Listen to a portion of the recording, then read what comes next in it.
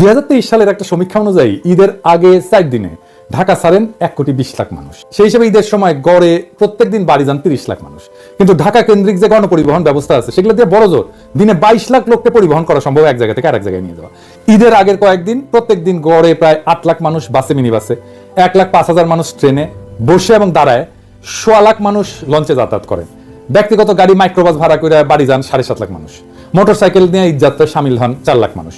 সমীক্ষা বলতেছে আরো 8 লাখ মানুষ ট্রাক, অটো রিক্সা সহ নানা অপ্রচলিত বাহনে ভোগান্তি নিয়ে যাতায়াত করেন। কিন্তু যাত্রীবাহী যানবাহনের সক্ষমতা আছে 86,68,000 যাত্রী পরিবহনের। বাকি 33,32,000 যাত্রী যান সংকটে ভোগেন। ট্রেনে কত মানুষ যায়? আমরা আগের ডাটায় দেখি যে 7 দিনে 2 লাখের একটু বেশি মানুষ টিকিট কাটে।